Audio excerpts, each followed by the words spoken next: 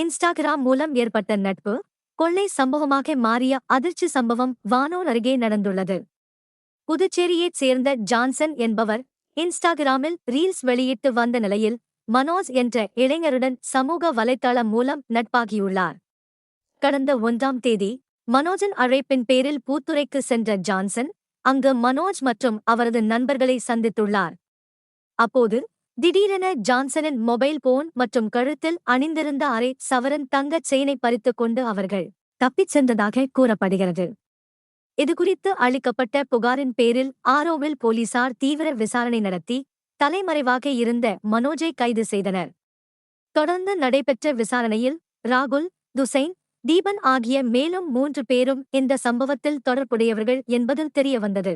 இதையடுத்து 4 பேரையும் போலீசார் கைது செய்து பறிக்கப்பட்ட மொபைல் போன், தங்கச் செயின் மற்றும் சம்பவத்தில் பயன்படுத்தப்பட்ட ஒரு பைக்கையும் பறிமுதல் செய்து தொடர்ந்து விசாரணை நடத்தி வருகின்றனர்.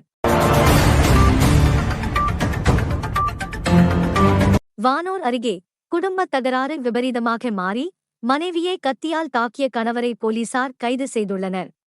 கிளியனூர் அருகே உப்புவேலூர் பகுதியைச் சேர்ந்த மகாதேவன் என்பவர் குடிப்பழக்கத்தால் அடிக்கடி மனைவி ராஜேஸ்வரியுடன் தகராறு செய்து வந்ததாக கூறப்படுகிறது. இந்த நிலையில் நேற்று முன்தினம் இரவு மதுபோதையில் வீட்டிற்கு வந்த மகாதேவன் ஏற்பட்ட வாக்குவாதத்தின் போது மனைவியை தாக்கி கத்தியால் வெட்டியதாக போலீசார் தெரிவித்துள்ளனர்.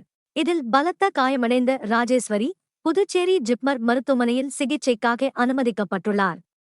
இந்த சம்பவம் குறித்து ராஜேஸ்வரி அளித்த புகாரின் பேரில் கிளியனூர் போலீசார் வழக்கு பதிவு செய்து மகாதேவனை கைது செய்து தொடர்ந்து விசாரணை நடத்தி வருகின்றனர்.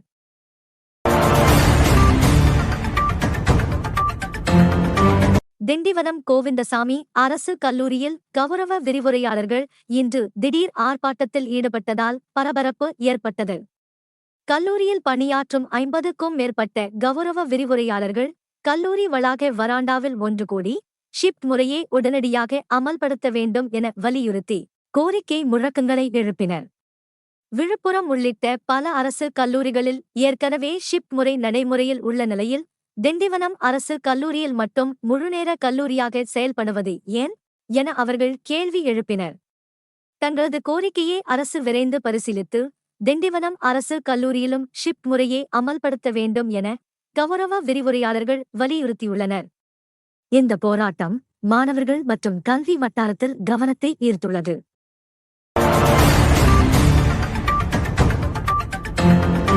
விழுப்புரம் மாவட்டத்தில் குற்ற வழக்குகளில் பறிமுதல் செய்யப்பட்ட 113 வாகனங்கள் வரும் ஜூலை 23ஆம் தேதி பொது ஏலத்தில் விற்பனை செய்யப்பட உள்ளன.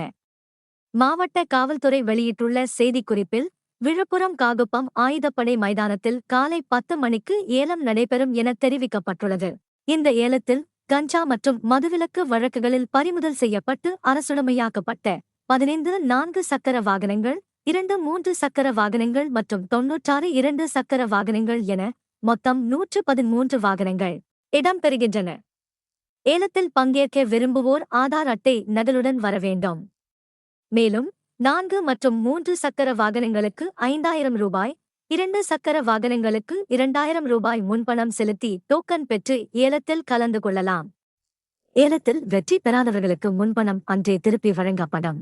வெற்றி பெற்றவர்கள் முழு தொகையையும் செலுத்தி வாகனங்களை பெற்றுக் கொள்ளலாம் என்று மாவட்ட காவல்துறை தெரிவித்துள்ளது.